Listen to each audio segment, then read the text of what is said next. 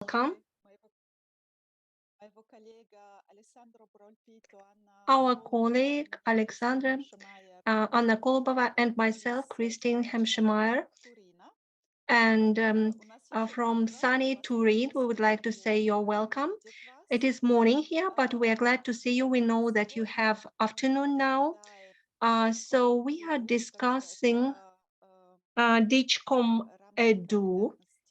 This is the framework on digital competences for educators. While we are waiting for the colleagues, give me an opportunity. Let me share some information with you and to find out from you about you. You're welcome. Today, we have the third webinar on digital skills of learners and educators and teachers. And these webinars are organized as part of DARYA project, which is financed by European Union, which began last year, and it will continue for 5 years. And it is dedicated to the improvement of the quality of skills development in 5 Central Asian countries. We began to communicate with you through such webinars to familiarize about some methods and approaches and tools several weeks ago. And if you decided to join, you are working at the third module now. This is the module which is devoted to the flexible and appropriate approaches to the qualifications at the national and regional levels. Maybe you participated in 2 other modules. The first one is devoted to the improvement of the situation with data, and the second is devoted to qualifications. And our today's module is devoted to the training, digital. And this is the third webinar out of 4, which will be finished in 2 weeks. The first webinar was devoted to the reforms of digital education.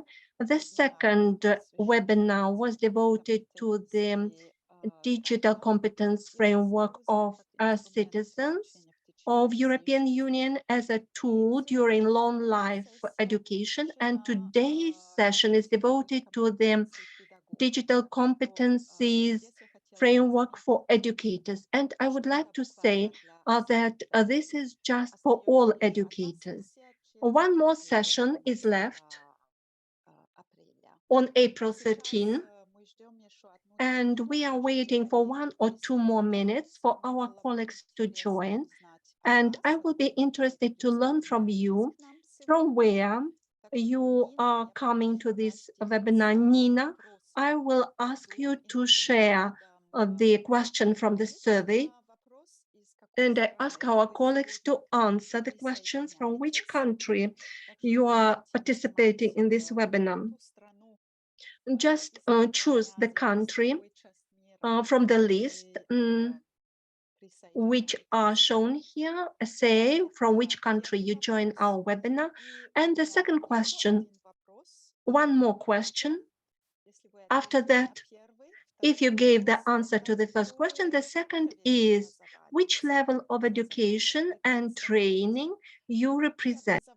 Техническое, высшее, образование взрослых. General education, higher education, secondary education. You can choose more than one answer, more than one option. I ask you to answer these questions, or we will give you several seconds so that you could answer the questions. Today, my colleagues, our stars of today's session, Alessandra Brol-Pita, who will speak about what this frame is about, what kind of competence frame for educators it is, how it is organized, what it means. And after that, there will be two colleagues from two countries of European Union, Carla Lorenza, who will represent the experience of Portugal, and our colleague Stefania Bocconi, who will join us in order to tell us about the use of this frame in Italy. I will give you 1 or 2 minutes more to answer these questions, Там прям the много questions времени. that you can see on the screen. Вот их, получается, было 4 пункта. Raman, switch off your microphone, please. Those who do not speak now, please mute yourself and answer the questions. From which country you come and which level of education you represent.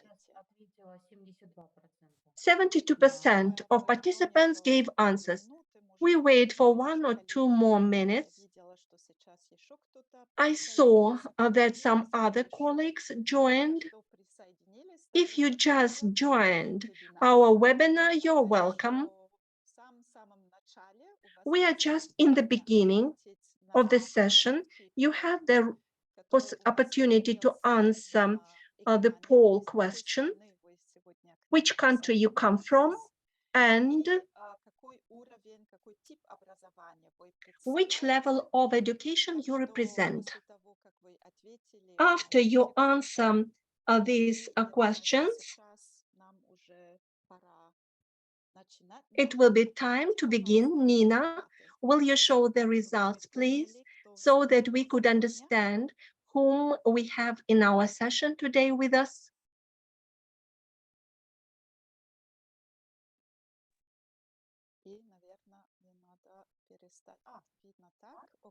Oh, we can see the major part of the participants, majority are from Kazakhstan. I'm glad to see you, and I'm glad to see all the participants. Sometimes in some countries, some colleagues see it together at one computer in one room. It doesn't mean that we have that number of participants which is represented here. And Nina, the answer to the second question.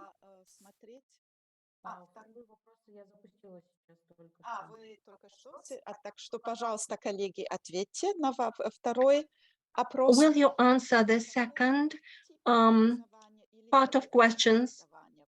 The second question, which level of education you represent?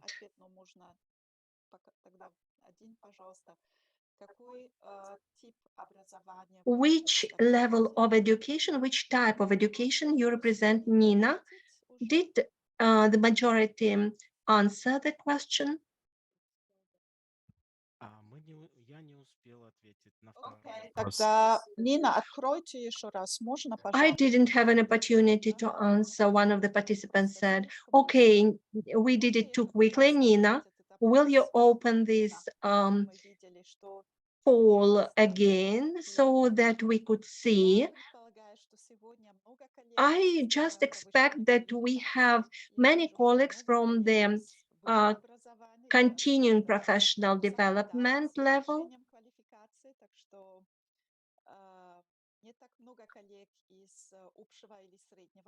Not so many from general education. We are very glad to see all the colleagues, including those who work with the primary teachers, education.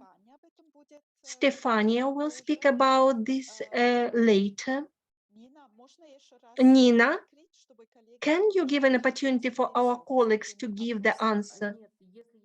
No, I cannot do it once again. Okay, we didn't manage to do it within a short period of time, but we can see the general picture. Then we shall begin. We have approximately 1 hour and a half, 1 hour, 40 minutes, maybe. I would like to say to all the participants, if you have any questions while our colleagues are speaking, you can write the question in the chat, or you will have an opportunity to ask the questions. You can raise your hand and ask a question, and we will give you an opportunity to ask the questions live through the microphone. If you have any questions while our colleagues are speaking, you can use the chat box. And during this discussion, we will have the poll question several times. We hope there will be many questions because an opportunity to use this framework are very numerous. I would like to give the floor to my colleague, Alessandra, and I will share his presentation now with you. In the meantime, thank you, Christine, for the Спасибо, introduction. Кристин, за ваше представление. And of course, I'm very glad to join. You should close the microphone.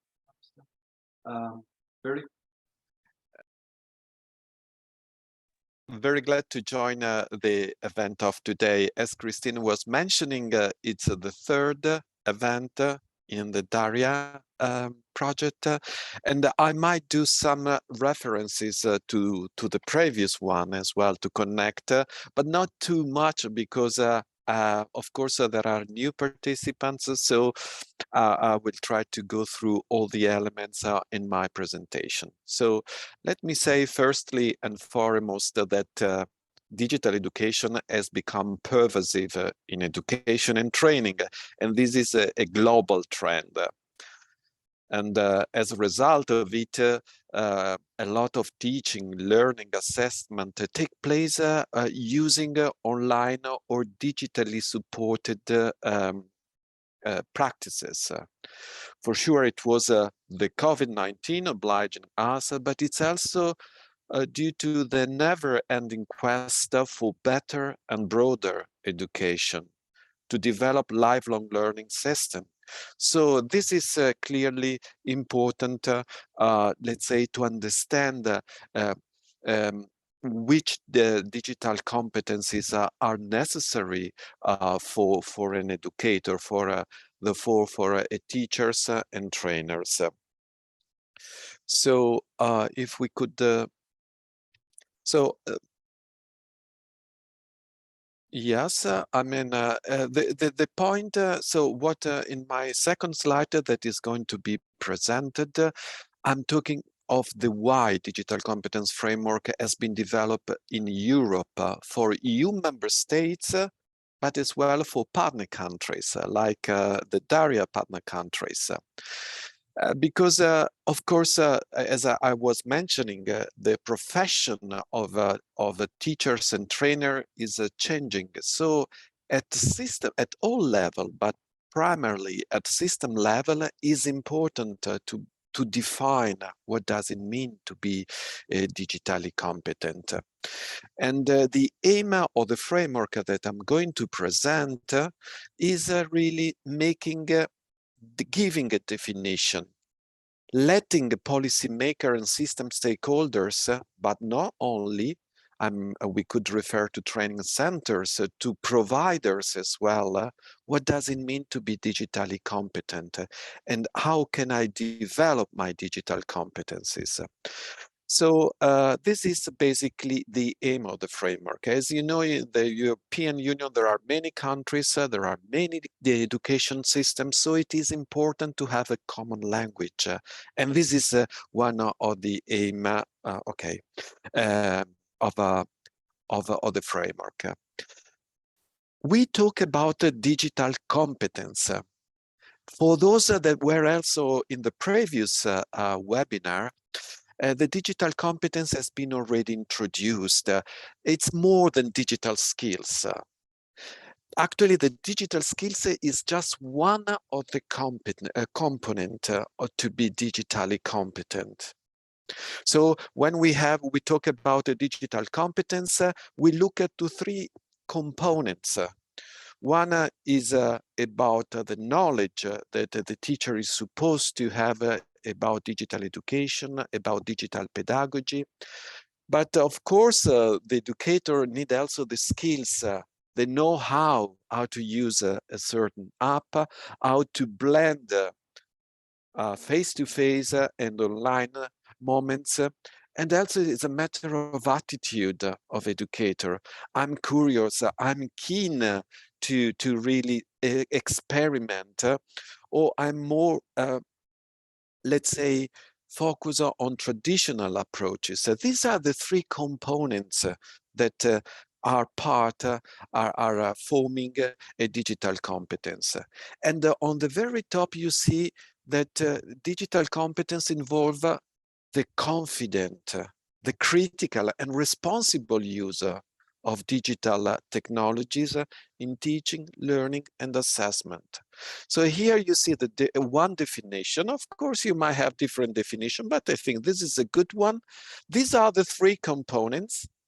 And the DigCompEdu, this framework that I'm going to present, is giving, let's say, one package that allows you to say, this, when we talk about a competent, a digital competent educator, this is what we are talking about. Specifically, the framework, as it happened in the last, let's say, event, the frameworks include the areas of competencies. So one area includes a set of competencies. For educators, we identify in the DigCompEdu include 6 areas. The first area is about the use of digital technologies for professional interactions with colleagues, for example, with the families, with the learner. To what extent I'm using these new technologies? The area 2, 3, 4, and 5 are all together. It's about, I would say, digital pedagogy. Specifically, area 2 is about the preparation of my lesson, the design phase. And whether I'm in designing my lesson, I'm using digital technologies to create and share digital resources with learning. Area 3 is when the lesson is taking part. It helps me to understand to what extent in teaching, learning, and assessment I'm using digital technologies. The fourth area is about use of digital strategy to enhance the assessment. Assessment is very important for students, and we have to see how the data, the opportunities the technology is offering to better understand the performance of a student, how we can make use of this data, for example. The fifth is about empowering. We talk a lot in pedagogy of personalization, of experience that is really helping the learning process. So to what extent we use a digital technology for a learner-centered approach to improve a learner agency, for example. The last area is very directly connected with what we discussed in the last event. We were talking about the digital competencies of educators, of citizens, but citizens are also the students in your classroom. So these frameworks, as you can see, are closely interconnected. So when I design a lesson, whatever subject I'm teaching, it's important that we take care. I'm supporting to develop the digital competence of my learner. That is an important question. So here we look and in more details. So we talk about the 6 area, and within each area, there are a set of elementary competence.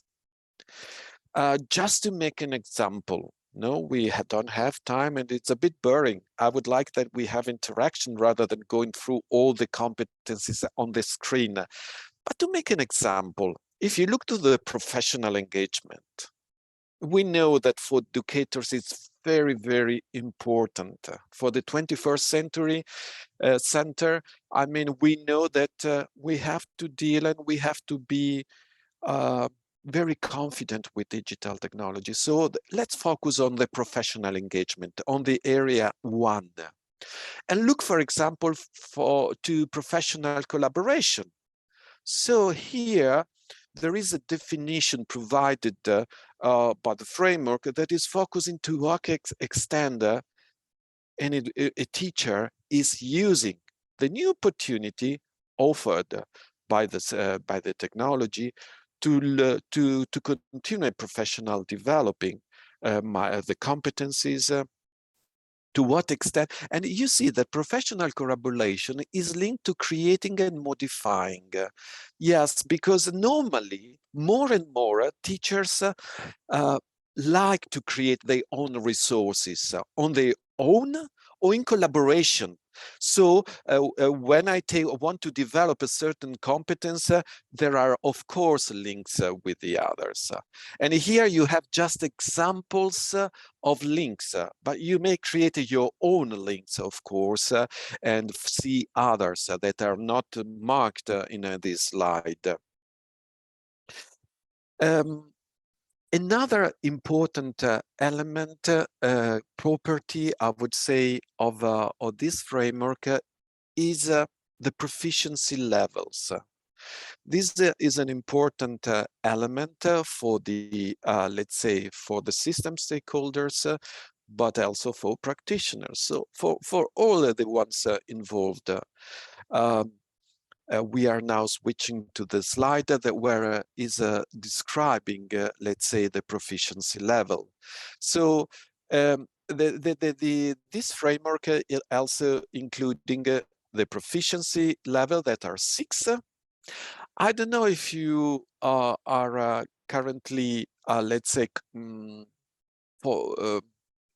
let's say, you already came across, for example, for the languages, for foreigner languages. This is a scale that has been used for languages, and this is exactly has been applied in this framework from for the digital competence of educators. So the framework identifies 6 levels from A1 to G2. A1 is the first, and it is 2. It's the highest level, let's say. A1 is really about awareness of an educator, of the opportunity, of some of the opportunity. When you want to classify A2 level, I think the keyword is exploration. Exploration is about, so I'm curious. So in this slide you see not only the levels, but also when you can see that you can move from one level to another. So I have some awareness to switch from A1 to A2. Okay, I am aware, but I want to improve, and I'm curious, and I'm willing, and I have goodwill to improve my knowledge on digital technologies for teaching and learning. And so you see exploration, integration, B1 level, expertise, leadership, until the highest level, where you are really an innovator, you are steering new practices, you want to experiment something new. So you see that there are a very large, broad level of proficiency level. And so you have to designing the framework, and I was partially involved in this exercise. We expect a progression of the teachers. And this is very important and useful to consider during the, let's say, for the CPD design, for example. So, okay, let's move without going in slide mode, but let's go to the slide 7. It's if it's easier. Okay, the level 1 is about being aware. Then, as I said, I can say it's a level 2 when you see that there is a Skin 12 Explorer and is confident with a basic user. But 1 level is about share and enhance. Mainly is an individual exercise. We can say we are at level 2, broadly speaking, when the development of new digital education practices it's as a result of collaborative and construction method, no, without teachers. And C1, it's a very quite high, let's say, reflecting and enhancing. So I want, there are in at system level, some procedures, some practices, some guidelines and rubrics, and I'm challenging this status quo. And then at the C2 level, you can categorize two level when you are leading and experimenting. I saw a reference now quickly on in the chat GPT. So you are really now using this new technology to challenge your teaching and learning and assessment practices. So these are very, just I wanted to highlight the rationale of the, well, let's say, of the proficiency level. Here, in this slide, I want to give an example of how select. So now here we are in the digital competence area 2, and here you see the 3 elementary competence in the framework. And for example, the system is providing selecting, it's giving a definition and concrete element on how you are, let's say, doing the selection process. So it's guiding. Let's move to the next slide. And in terms of proficiency level, for each elementary competence, the framework is giving a definition applied to the elementary competence. This is the example of definition and proficiency statement that are example. What does it mean in concrete if I am a B1? For example, I can read I evaluated the quality of digital education based on basic criteria such as place of publication, authorization, other user feedback. This is an example. Another example, I would not go now, Christine, through the slide. It's exactly the same concept. So for each slide, for each competence, you find a definition in concrete terms. What does it mean? And as well, for each proficiency level, you see exactly what does it mean, and how you can see yourself or how the system can see a teacher, let's say. Now, I would like to spend, let's say, some time to say why we wanted to do this session, and we think that for a regional initiative is important. As I mentioned, the European Union is including 27 countries. So there are 27 education systems differently. So the framework was developed by the European Union to say, let's have a holistic view and a reference for all countries, for all education systems. So we in DARYA, we aim to talk with 5 countries. And in a regional discussion, it's very important to have a common reference. and then of course each country has its own specificity, but at least we should agree on what does it mean to be digitally competent, which are the competencies that are important for an educators. It's also important to use a neutral language. You have noticed that there is no specific reference to a technology. This is done on purpose because technology is changing very fast, and we can't really stick to a specific technology or evolution in a certain moment of time. We have to do something that is neutral in the language.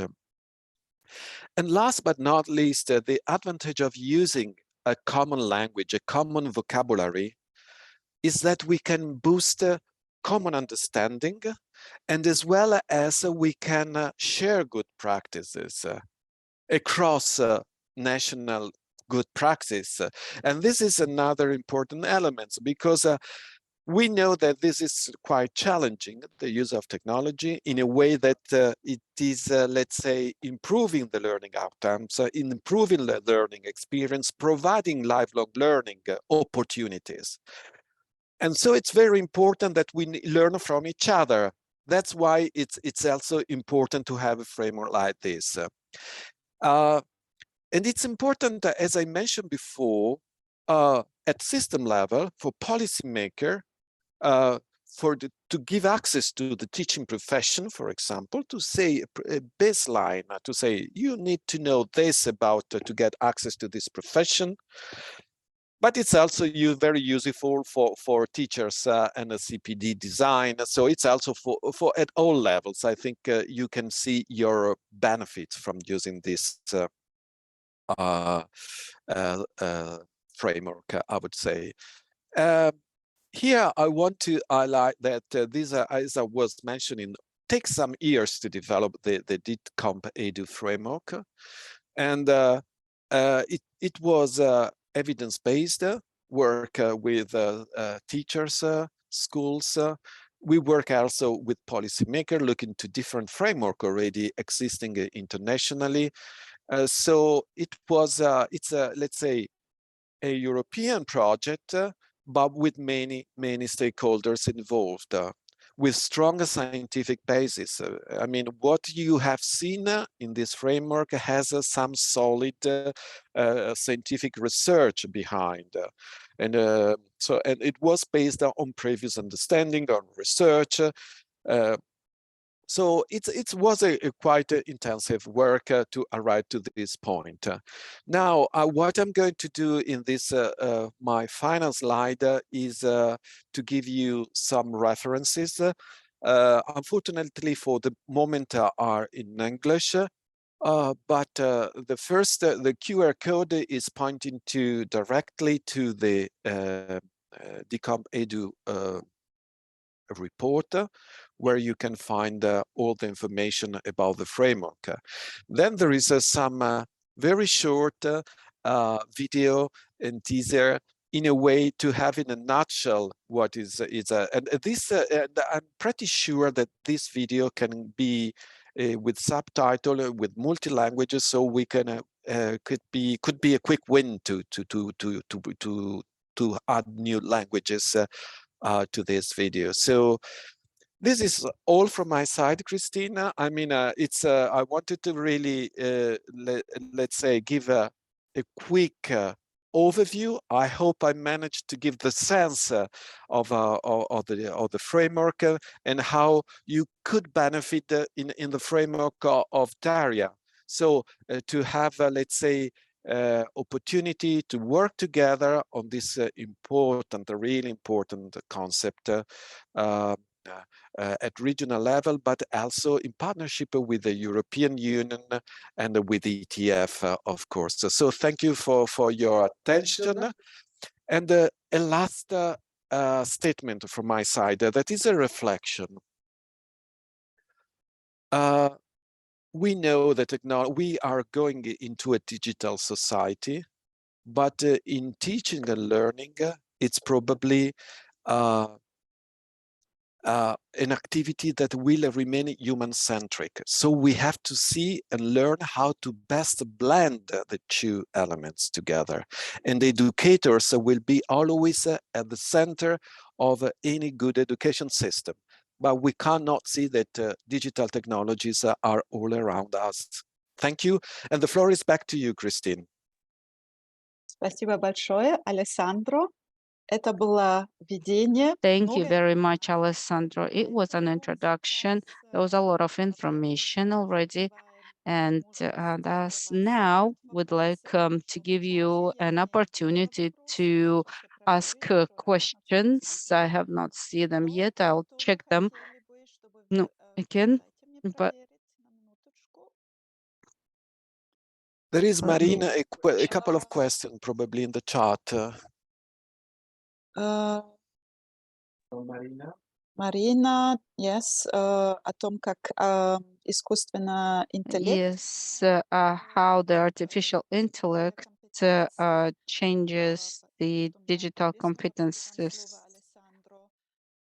I'll give the floor to you, Alessandro. So, whether then the next one, whether the video will be on YouTube, probably not on YouTube, but on the website. We will provide the link to the website, and you will receive the email which will specify this information. This is just a very formal reply, and I will ask Alessandro to respond as well. So I would like Nina to show the question that we have. So Alessandro has provided briefly the 6 areas of competencies that were mentioned in the big Hindi. That's what it looks like to me. And so if you look at these large competency areas, what should be the first one to start with? And you can only choose one answer. So please choose what is the most important for you, looking at the competences of the digital competencies teacher. So which or where should you start? And this should be your personal opinion. And while you're doing that, I would like to ask Alessandro to give the response to the question that was asked in the chat. So to what extent the AI can change the digital competencies of the teachers, Alessandro? Thank you, Christina, and thank you, Maria, for the very important question. This is an example of the challenges. So I think artificial intelligence is everywhere already among our pupils and among our learners. So it's tremendously important that the education system is able to explain this. Is not an oracle, but is a tool. It is a very important tool in our society. So artificial intelligence is going to be disruptive, I think, in our education and training system. It will be important, for example, for a competence area that we is part of DigCompEdu, and I think this is, for example, for the assessment area. It's very important to have to use artificial intelligence really as a tutor, but must be very clear that this is a machine, it's not a teacher. And the teacher is always orchestrating on top of everything. So for me, for the assessment, for improving, let's say, the understanding of the performance, ChatGPT can be a tool for the teachers, not replacing the teacher. This is very important. It's very important do you remember the definition of of competence?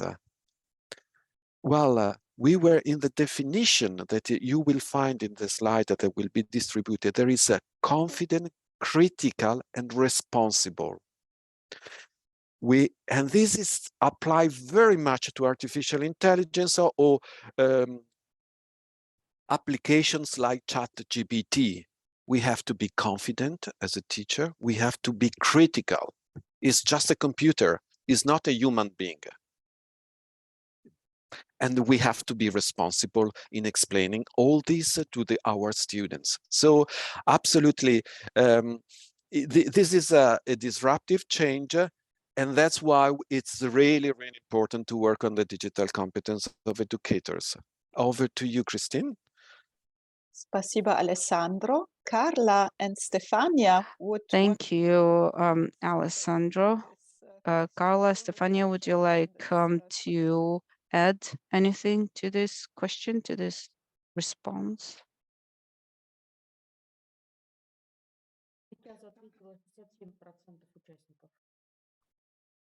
Um, 57% of participants have responded. An answer from your point of view. Alessandro gave his point of view on artificial intelligence and ChatGPT. Does this change something? Is this a game changer? Or and also Stefania, if you would like to comment. I will try to do it a little bit after my presentation, but I can give a spoiler and just say that we have to give the teachers the tools so that they will teach the students and not to forbid them to use this technology. So it's very important for them to have a critical thinking, of course. It's not going to replace the teachers. It's not going to replace the learning process, because we know that somehow we are very curious and amazed about what ChatGPT comes out with, but very much our challenge now is to give the tools to teachers for them to teach their students how to use it and to see that as not as an end as itself, but a mean to learn more and furthermore. Thank you, Carla. Stefania, some other thoughts or similar thoughts from your side?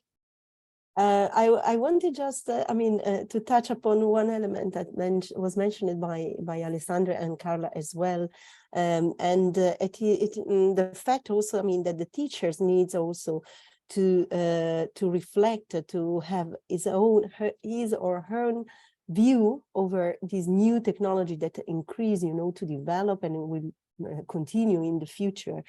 In this respect, I think that also DigCompEdu framework and the self-reflection tool based on this framework really prompted the teacher, stimulate the teacher in this direction, in thinking also to the potential, the benefits, how some of these tools might even help and boost students' learning process, students' activities in terms of ChatGPT, for instance. It might become a tool, as mentioned by Alessandra and Carla and you also, a tool that students, through the mediation of the teacher, can use and familiarize with, because we have always, to keep in mind that these kind of tools are very easily available to students, and they might also, use them not in a proper way.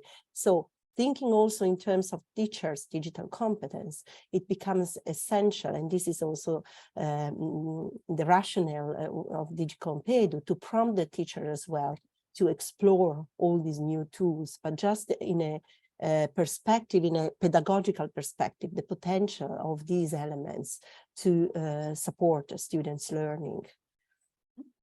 Thank you very much, Stefania. Давайте посмотрим, что вы определили. Let's have a look what you wrote in your answers. Attitude. Asya Turiniyazova commented that if we speak about competencies,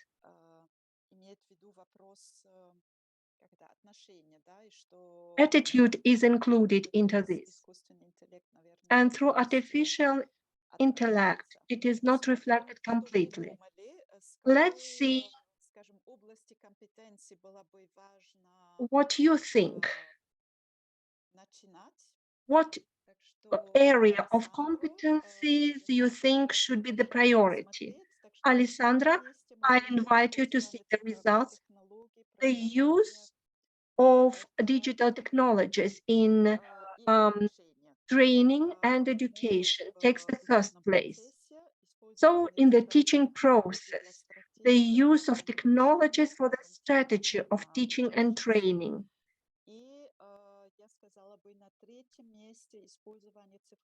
And the third place is taken is to use in the professional interaction. All three spheres which you identified, which you chose, and you decided you should begin with this. So probably you think this is the most important areas. I would like to ask what you have chosen. Would you like to explain why you chose this area?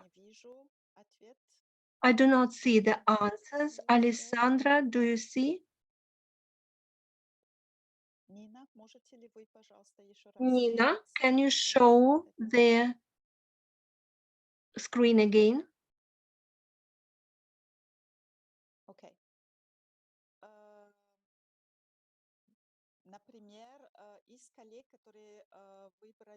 Those colleagues who chose the last area, number 6.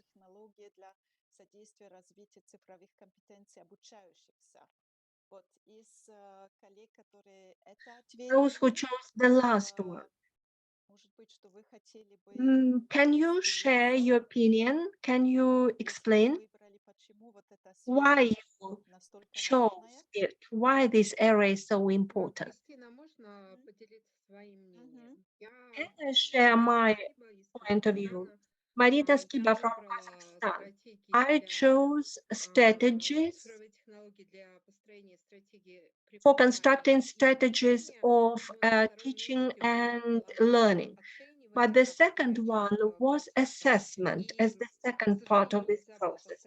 Unfortunately, I couldn't choose two options, but I'm surprised that no chose this, because actually on the basis of digital skills, it is important to conduct the evaluation assessment. Without this, we cannot do today. And what is important for my country is to move from tests to other forms of assessment, which are oriented at the result, outcomes of learning, Bloom taxonomy, but not only the knowledge, because at the present time, digital technologies are used only how to check. He knows or he doesn't know, but we do not use it for the assessment of the learning outcomes. Student-centered approach implies the necessity of some other points. Can I add? Marina, from which country? From Kazakhstan. Okay. Can I say Merim from Kyrgyzstan? Marina is quite right when she said the use of digital competencies in the assessment plays a very important role. I thought about this, but I was confused by the following point. There is a word first of all in the question. Which one of 6 areas you should work first? And that's why I gave the answer to use digital technologies in teaching and learning. and then to consider it for the use of assessment and development of communication. Assessment is very important, and digital competencies should be used for the assessment, but in the question there was, first of all, first, the word first, that's why we chose another option. Yes, it is quite natural. You can use or choose only one area, and some of you thought about other options. Do you want to share your opinion? Why you decided to choose to select this option?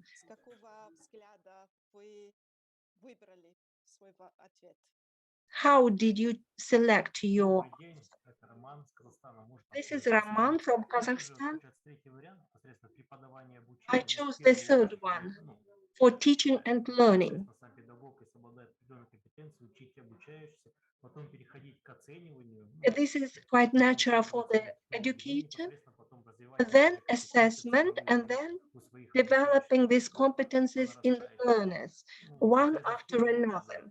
But first of all, of course, to use it in teaching. And today's speaker said about the pandemic and conditions of pandemic. It obliged us to use it in teaching and learning, and how to use it the right way. But of course, digital technologies will never replace the educator. The most important are for the educator to have proper skills and competencies and to use it for the work. Any other ideas from other colleagues? We have many pedagogues present here, and I do not doubt that the teaching process is in the center for you, how to work with the learners. If you want to share your opinion, you're welcome. Why did you select one of the areas? And you chose different areas. One of them was a priority, but all other spheres, all other areas were chosen by your colleagues. I would be glad if you can share your explanation, your opinion, if it is different from what was mentioned before, or if it complements what was said before.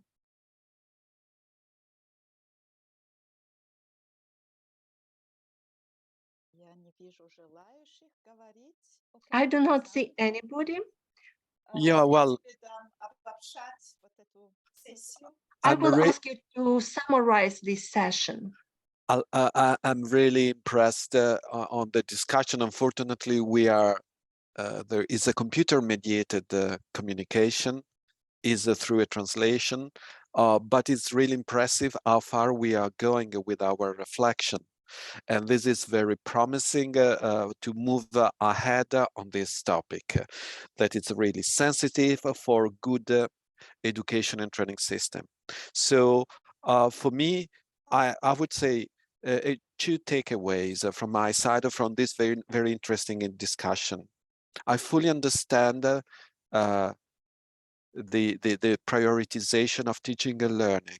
It's what in the end is happening either in the classroom or on distance education or in an hybrid context. So it's true that it's probably the first that we have to start. There was also a consensus about the assessment. Yes, because assessment is about self-assessment for a learner, for an educator, but it's also about innovation of assessment. We know that the students they are now in classroom, they will probably find a labor market that will be very different. So it's very important lifelong learning concept that they are autonomous in the learning experience, in understanding where they are, at what level. So for me, it's important that when I talk about use of technology in assessment, it's, for example, to support a shift from summative assessment to formative assessment. This is an important, in innovation, in the research, in pedagogy, there is a lot of interest in this shift. where there is a learner agency, where the learner is taking more control on the resources and on the pace and how to use the technology in this respect with the teacher that is always there, because we are human being and we need a human relation to learn something. So, and then it was interesting to refer to the digital competence of learners to do this. So I do a perfect blended lesson with some face-to-face elements, all using an app to engage in gamification. But then in the end, my mind is, did this experience help to develop the digital competence of my pupils, of my learners? And that is another good point. It's a really interesting discussion. I think we have to stop at this stage. So the floor is back to you, Christine. Спасибо, Alessandro.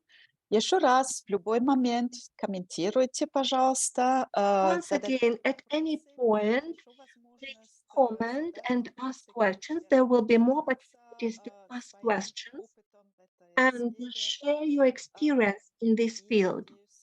And I hope that this will be a good start for our joint work in this field.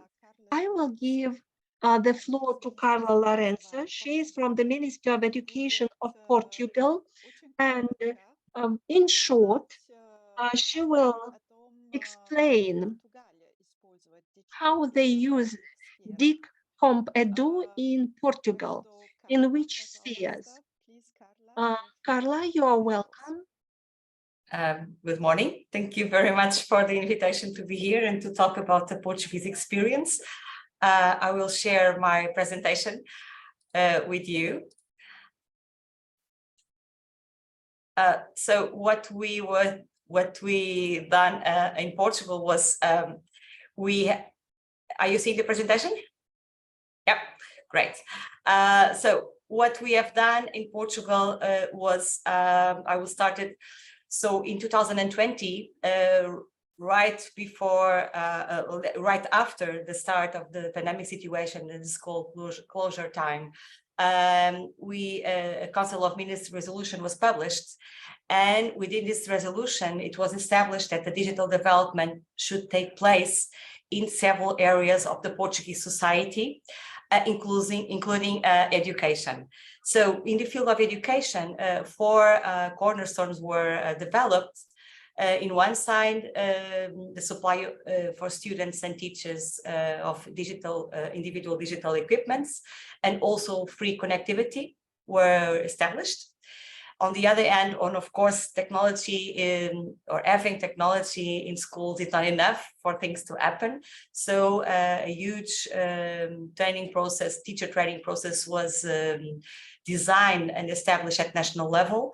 And also it was thought that teachers and students needed to have digital educational resources of quality targeted to all the subjects of the curriculum to reinforce the use of digital in classrooms. So these were, as you can see, the major key areas of investment that are still in place since 2020.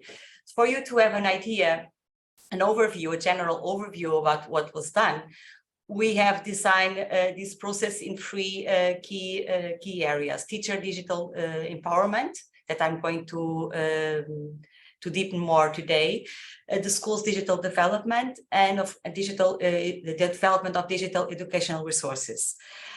We thought that the teacher's digital empowerment is not enough for things to make things happen in school. So that's why I'm going to talk about briefly about the school's digital development.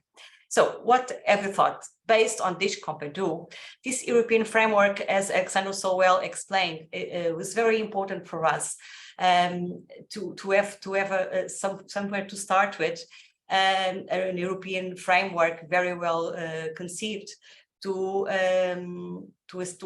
somehow to base our work on. So what we have done was a process of diagnostic.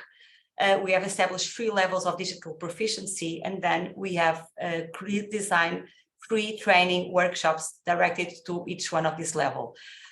So as mentioned before, this DigCompEdu was our framework, and as what we have done was based on, it's in English, but you have just saw in Russian. So based on this DigCompEdu, we have, and based on the areas that the competences areas that it presents, we have established 3 levels of digital proficiency.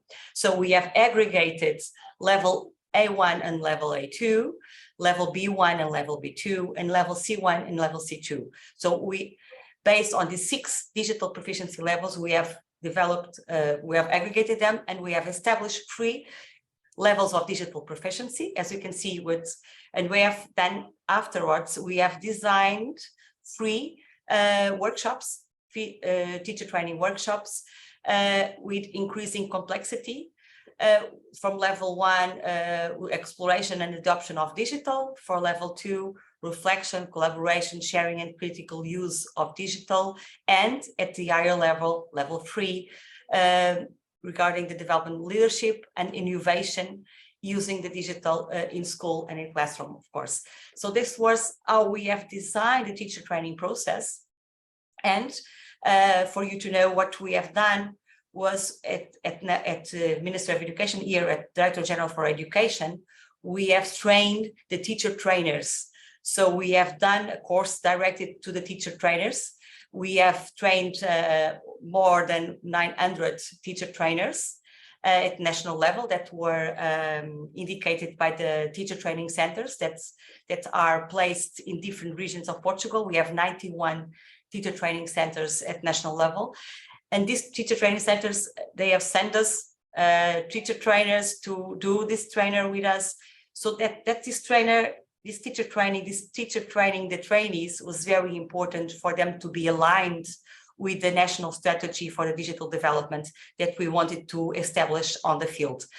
So we have done this part, but afterwards, these teacher trainers went back to the teacher training centers, and they are now still developing teacher training at the national level.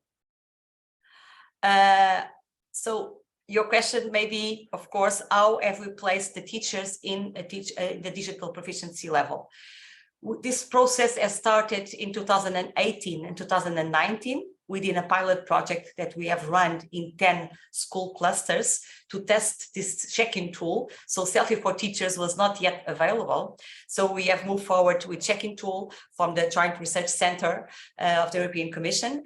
And we have tested in schools, and we have adapted the tool to the Portuguese educational system. And with the help of the teacher training centers, we have run this is just to let you know, it's like Selfie for Teachers. It's a self-perception tool, self-assessment tool.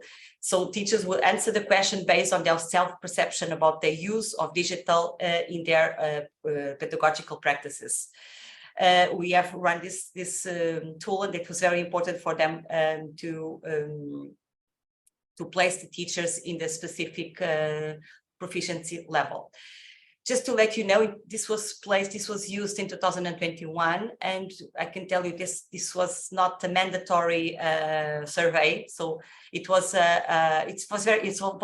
teachers answered on the voluntary basis, and we had over 99,000 answers to the survey. In the Portuguese system, we have 108,000 teachers, so you can see we had a very high rate of response.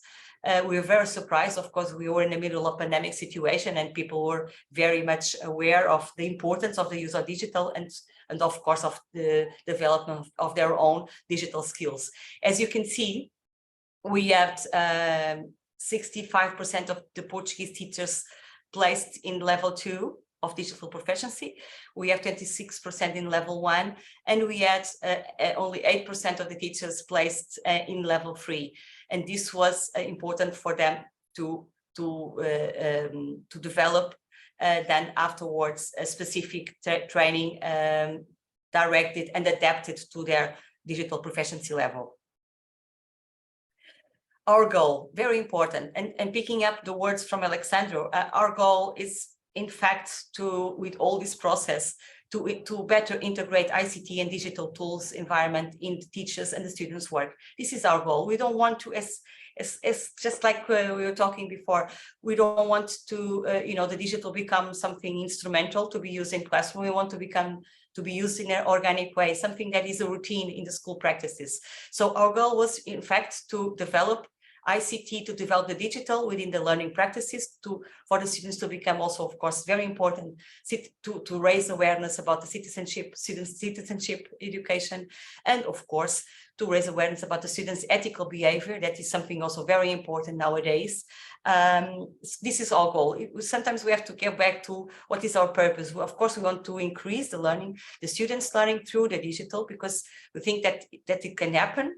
But our goal is to raise awareness also about the citizenship education and this ethical behavior, and overall to increase the learning practices. Something very important I would like to highlight today is that these teacher courses, these training courses that are still in place at national level, they are important for the progression for the teacher's career. So they are accredited. And of course, they are doing it also on a voluntary basis, but it's important for them, and they become for their career, to the progression of their career. So it's another way to value the courses and to value themselves within this process. And another thing, it's also very important, is that the participation in additional training. So above these courses, level 1, 2, and 3 that we have designed and are now in place in the teacher training centers, the teacher training centers themselves have designed other digital courses, other courses that were somehow taught by themselves or were asked for the schools that are aggregated to each teacher training center as specific needs that were identified for themselves. So we are not only talking about these free courses that were designed at national level, but we are also wanting to give value and to visibility for the courses that were designed and that are being implemented at regional level by each of these teacher training centers. So that was just to give you an highlight about the numbers. At the present moment, we have level 1, we have over 18,000 teachers, more than 80,000 teachers, almost 900,000 teachers certified in level 1, more than 30,000 teachers, almost 31,000 teachers certified in level 2, and more than 4,000 teachers certified in level 3. But also we have 28,000 teachers certified in other courses regarding the digital development that are being placed in the teacher training center. So overall, we have now at the present moment 80,000 teachers, 295 teachers that was certified in these courses. So it's in the range of 180,000. It's a lot going on, and we are very happy with the statistics, but we are still, it's not a finished work. Just to let you know that this work is supported by digital ambassadors.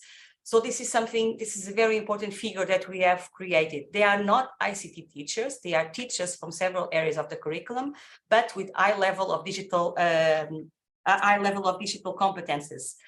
Their role is we have one digital ambassador aggregated to each teacher training center, and they do the connection between the teacher training center and the schools. And they help the schools and the teachers also to develop their own digital skills, but also to help the schools to develop themselves within their digital process. I will tell you about later in my 2 minutes left. They are very important function in all these works because they make things happen and they make the close connection with schools and they help us in this process. Another thing that we have to highlight helping in this process, because we need to use, as we said before, the use of digital not in a technical way, but of course, in a pedagogical way. And for this purpose, we felt the need to build training models and to make them available to the teacher trainees that would show examples on how to use the digital in the pedagogical purposes in the 3 levels of digital proficiency. So we have established training models for the transversal area, for the cross-curriculum area, for preschool education, for primary education, grades 1 to 4, for exact sciences, mathematics, for experimental science, social science and humanities, expressions and languages. And within these models, we show the trainees how they can show that teacher the teacher that are working with them in the courses, how to use the digital for pedagogical purposes, and of course direct it to one for the 3 levels of proficiency, digital proficiency, level 1, level 2, level 3, with specific examples how to do it. They're not recipes, but somehow it's a way to show how it can be done. And this was something that we haven't thought at the beginning, but then we saw after the development of the courses, we saw it coming. We saw it was important to highlight the close connection between the digital and the use of the pedagogical, the use of the digital with the pedagogical purposes in the classroom to show how it can be done. So giving you an overview about this digital empowerment of teachers. So the training of trainers was very important for us to align all the the training of trainers to be aligned with us with this national strategy, what is supposed to be done, what is supposed to happen in schools. It was very important. We have supported these trainers with 2 communities of practices, the trainers and the teacher training centers. That was very important. They go there, they share practices. We develop also sessions with them, and also with the digital ambassadors. So we have 2 communities of practices to support them in this area so that they can support schools. And speaking about supporting schools, in each school, a digital development team was created. And this digital development team, there is a coordinator that works together with the digital ambassador and works together with us. So what we have done, so we have created a network, just to let you know, so that the digital development of schools can happen, because we cannot speak only about the teachers' digital competence development. We need to have an holistic approach of the digital. So we have to talk about also the digital development of schools in this holistic approach. And in this area, just to highlight the 3 dimensions that schools are invited to build their own digital development plans in the organization dimension, pedagogical dimension, and the technological and digital dimension. Of course, with different steps, with announced practices and also definition of objectives and priorities. Of course, it is also very important. But most of all, the most important is we want to create communities of practices also within schools, because we have to think about the sustainability of the process, not only the teacher training, but also the digital development in schools and the development of communities of practices. And last but not least, and very important, when we think about the national strategy, we have to think about top-down approaches, but also bottom-up approaches. And what we have done was this cycle of development within the Ministry of Education, the Director General for Education, the digital ambassador and the digital development teams, but they also give back us information important as to give feedback to all the work that is being done at national level. So 16 minutes, I think I reached the time. I will be available for to explain further any question that you would like to address me. But just to finish the presentation, we have witnessed during the pandemic situation and school closure time a digital jump. You know, schools needed to, from one day to another, to rethink themselves and to transfer the working presence to a digital presence. So the classroom will be every home of the student will be a classroom.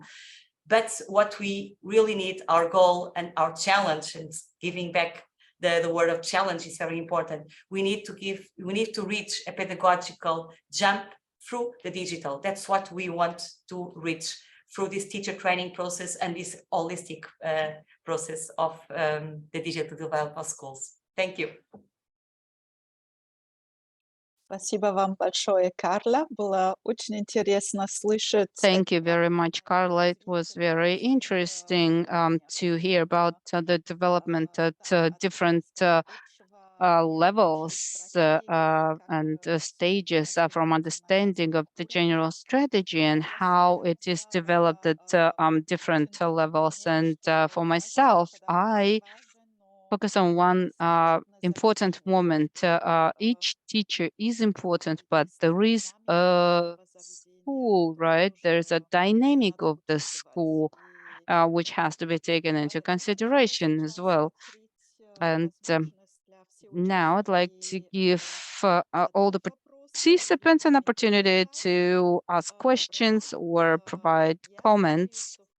Roman, I know that in Kazakhstan, you had a big survey during or after pandemics, right? So sorry, Carla, just for our colleagues, as I know that not everyone understands what size, what is the population size in Portugal, because not everyone knows it from the top of their head. So we know the scale that we talk about. Carla, yes. How many people live in 10 Portugal? million. 10 million. Okay, так что сейчас, but because I think not everyone immediately links up to a country.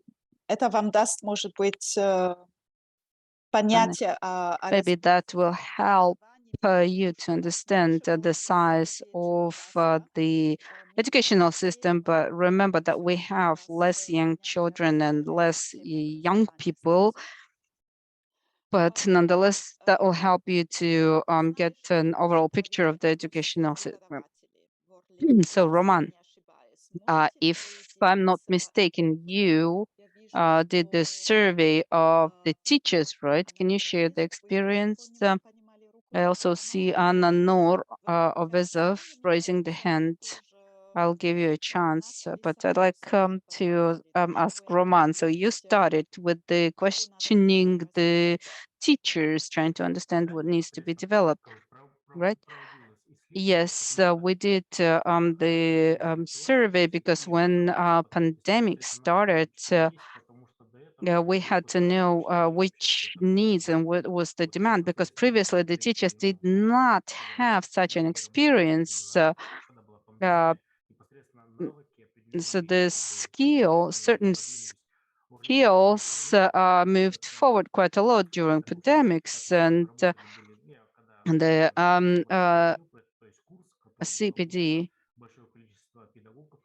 has provided training to all the teachers for all levels of teachers, from preschool through higher education throughout the whole Kazakhstan. So the basic IT knowledge was provided to the teachers through that. So they were getting familiarized with the distant learning. There was a content developed.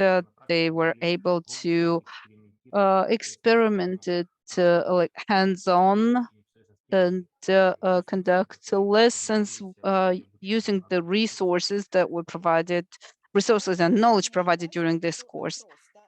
But it was just a survey questioning, right? So you didn't use the self-assessment of their competencies. It was their opinion with this wide description, yeah? So how many levels have you identified? I don't think I'll be able to answer this question. May I? Yes, we did 3 levels. So basic, affordable, and advanced. So basic would include the main competencies or fundamental competencies. Next one is to be able to work with the distance learning, and the optimal level is the more advanced level. And yes, then for each level we developed curriculum for further education, and then developed the conditions to further develop them. So if we talk about the percentile, so the basic level was about 90%. The affordable level was about 70%, and the optimal was about 20%. So yeah, A and B, and a little bit of C. Thank you. Ananur, you raised your hand. Did you want to add something or ask question?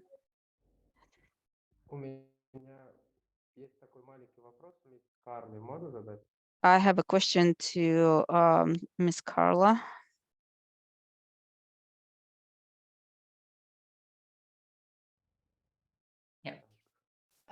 Go ahead. Вопрос, пожалуйста. I want to ask a question about the result of that project that was made in Portuguese.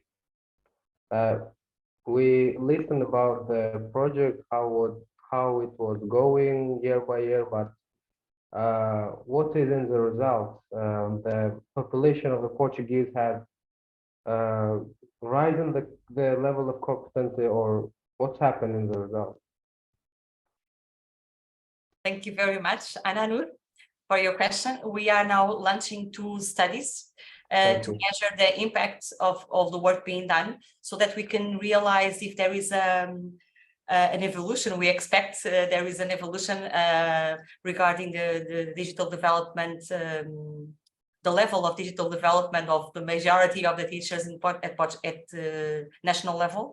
So we expect that. But of course, I cannot tell you.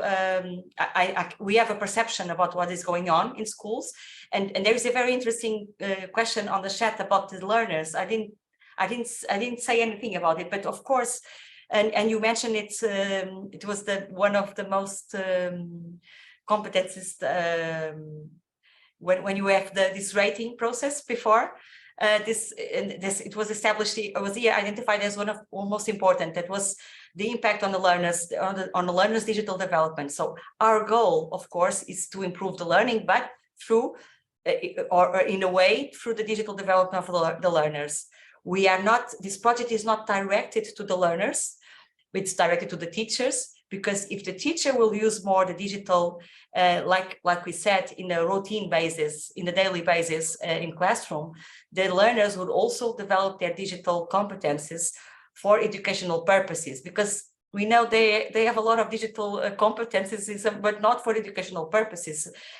So we want to build bridges between these 2 worlds, because the digital is part of our life already now, like we see in the present moment, and it's part of life of students.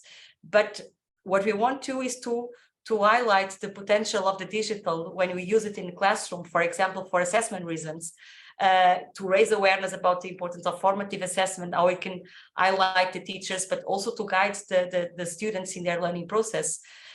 So it's a lot to be done. We don't measure now. I don't have yet the answer for your question.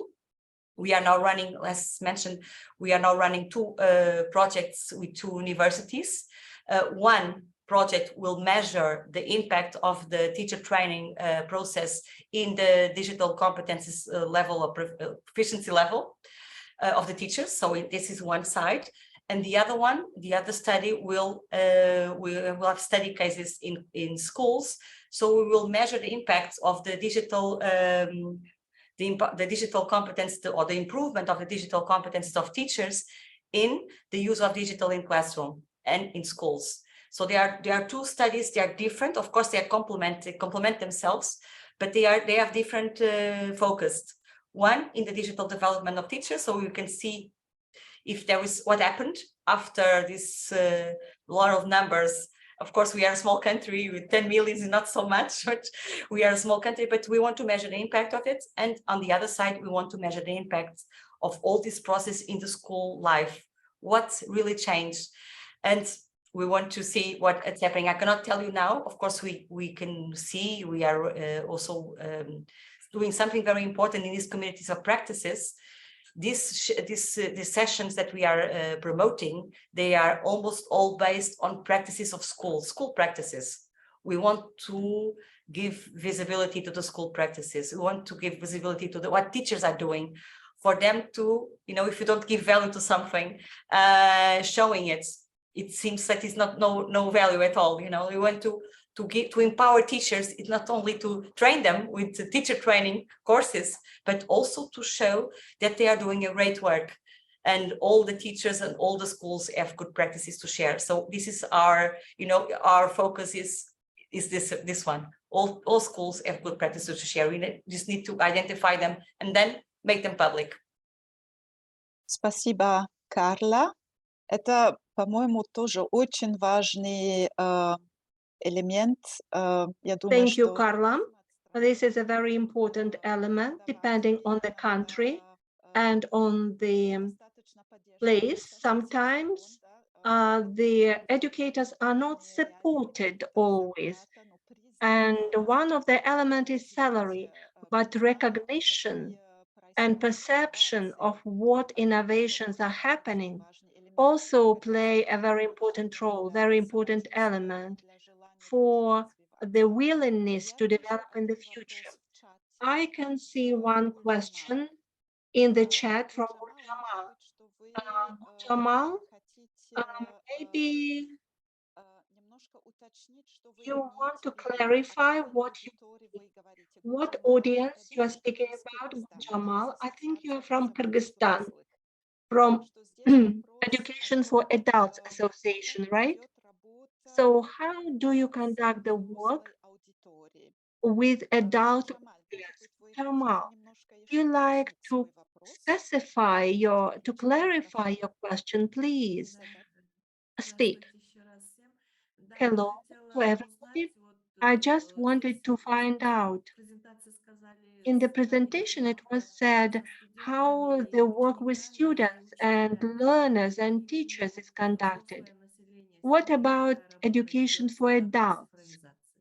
How the work is conducted on digital skills with adults?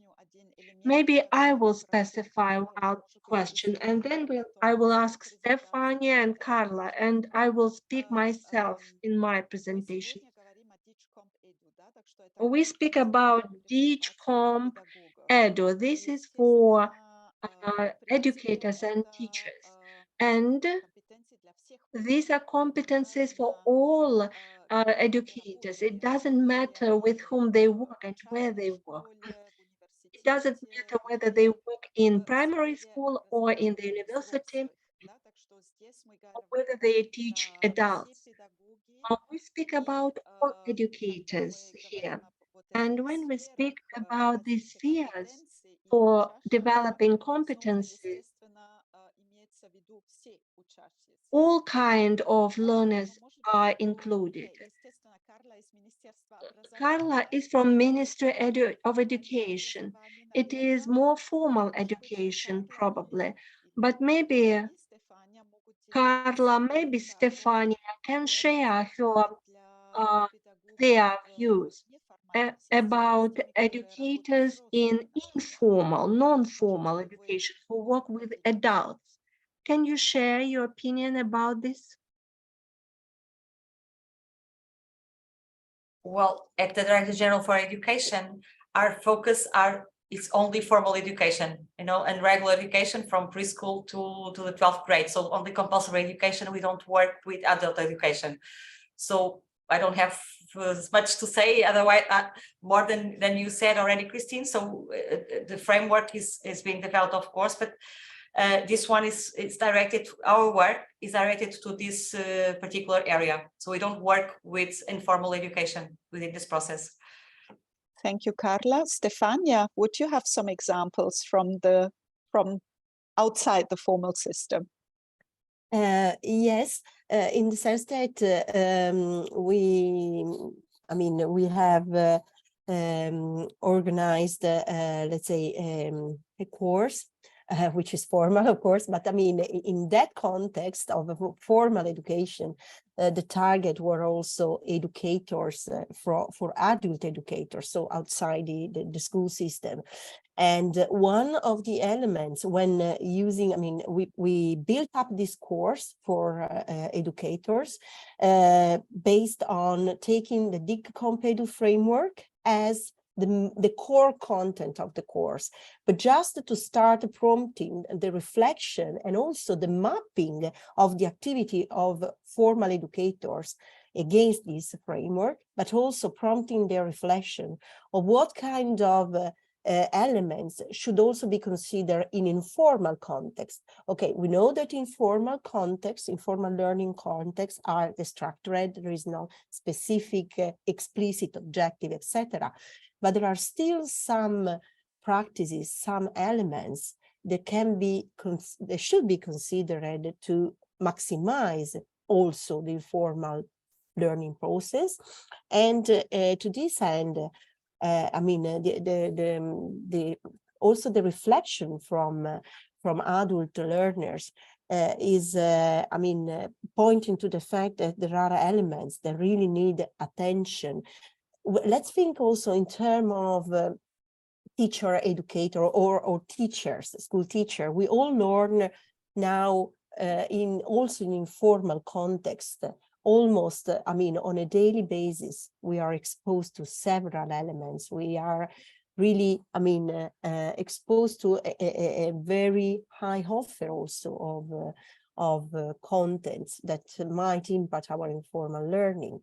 So there are elements that are highlighted in the DigCom framework that can also drive and let us take the most advantage also from learning paths that are not formally organized or explicitly, I mean, constructed, which can be taken out from this framework. And that, I think, is one of the really big advantage of looking into this DigCompEdu framework. Спасибо. Christine, may I add just something very quickly? Just to share with you a project that we are running since it was born during the pandemic situation, so during school closure. It's called School Digital Academy for Parents. And it was born because it is informal education. It was born because the parents that were at home with their students, their sons and daughters, you know, like, and they wanted to support them within this distant learning process. And they didn't have the digital competences enough to do it. So some school, the project was created within this context, where the students would teach the parents, you know, in schools. Well, some digital leaders, we call it digital leaders, they would help the parents that would be interested in gaining or in developing digital competences. They would go to schools and they would have some classes. And this project, yes, now it's already in the third edition, so the third year, and it has a major impact in schools, because when the parents can start to help their children, they also feel valuable, they value themselves. And this is a very interesting project with very, you know, like it's informal learning. It's not directly based in DigCompEdu, but it's based in something very important. It's creating synergies between the school community and between the students and the parents in other sides, in another direction that we are used to it. Not the adults teaching the students, but the students teaching the adults. That is also a very, I would just like to highlight this project that we have been having a lot of good results with it. Спасибо, Карла. Окей, я не вижу дополнительных. Thank you, Carla. I do not see any additional question. Please remember that you can ask questions in the chat, or you can raise your hand and ask the question. I would like to invite Stefania from Italy to discuss interesting examples from Italy. And Stefania, I would like to ask you about the population size of Italy. What is the population of Italy? Well, the latest data from, 2022 were about, 2021 were about 59 million, the overall population. The school population, in terms of teachers, data from the Ministry of Education from last school year, 2021-2022, were referring to 700,000 of teachers and 7 million of students in public school. To this, we have to add also a part of a number of students which are from the attending private school. So quite a challenge also in terms of training, teacher training, and digital transformation mostly of the school community, of the school institution. Okay, so I let you start. Please share with us the experience of Italy. Thank you very much. I hope you can see my screen. Okay.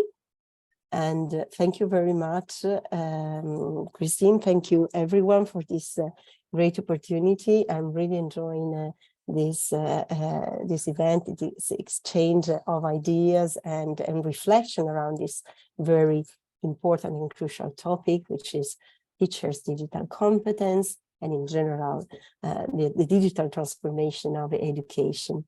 So in the next 10-15 minutes maximum, I would like to share with you part of the experience for boosting the uptake of DigCompEdu in the Italian context, by sharing with you what are the approaches that has been taken by the Ministry of Education to fully integrate the DigCompEdu into the policy strategies in educational policy strategies, and also look into what is going on at practice level, how schools are using and taking advantage of the DigCompEdu framework, and also the most recent tool developed by the European Commission based on the DigCompEdu framework. The name of this tool is Selfie for Teacher. And finally, what are the actions that are currently ongoing to support the localization of DigCompEdu and this tool and boost this process of integration? So, starting from the policy level, you can see here the approach that has been taken by the Ministry of Education in Italy is per certain part quite similar to the one that has been presented before by our colleague Carla in Portugal, which is embedding the DigCompEdu framework as part of a much broader strategy that in Italy is called Futura, future. Is a national strategy for digital transformation, is the major actual initiative of the Italian Ministry of Education for the digital transformation of the educational system. And Futura is funded through the Next Generation EU scheme. So it's part of the Italian National Recovery and Resilience Plan. It is a very ambitious plan. It includes very articulated, is fully devoted, Futura is fully devoted to renovation and transformation of the educational system. It's very ambitious, as I was mentioning, it's very rich, complex, but it's also interesting noticing the fact that there are also a significant part of the investment and the attention devoted to competencies and digital competence. So 5 plans out of the 11 which compose this initiative are fully dedicated to competencies. And among these, there is one plan which is specifically addresses fostering the digital learning of teachers and school staff. Sorry, there is an overlap here. I apologize. Okay. Oh, Okay, so if we start looking more in details at the policy level, what does it mean integrating, how the ministry has integrated DigCompEdu in the recent educational strategy? Well, one of the first element of the first action was really to officially adopt the DigComp framework. The ministry has officially adopted this framework. And this translates into putting this framework as a reference point for all the training initiatives concerning digital education in Italy. So all initiatives that are now being proposed and carried out at national level should refer, and we will see in a moment what does it mean in a more concrete way, should refer to DigCompEdu. This is a very important element, because this has really boosted and supported the starting of a shared understanding. Alessandro this morning, when he introduced the framework, mentioned and made reference to this point, which is also a aim of this framework, to create a common understanding and common language. And having included this framework in the national strategy is really contributing to this end, because every educator provider, every teacher training provider in Italy now that is proposing, developing a training course for teacher is mapping their course, they are mapping their courses against DigCompEdu. And this is very much important also for the school, for the teacher, because it helps them to really better understand how a certain course can really help them to develop competencies in that area. So the DigComp framework, terminology, conceptualization are more and more entering into the understanding and into the also practices we will see in the context. So as I mentioned, the DigCompEdu framework is now used to categorize all in-service teacher training initiative, either they be courses, workshops, seminars, and mostly has been adopted also by all the major actors who provide, on behalf of the ministry, provide training for teachers and educators. Here you can see, I mean, there are here are mentioned the most the major player in the teacher training field in Italy, and among these there is also this network of 28 future labs. They are located, physically located in all regions spread across Italy, and each of these labs propose a rich number of courses. Most of them are now becoming online courses, so they are offered regionally, but also at national level. And when they start proposing these courses, they are also mapped against DigCompEdu. But it's not only this, future lab, there are also other initiatives or other network across across Italy that are providing training, which again refer to the framework.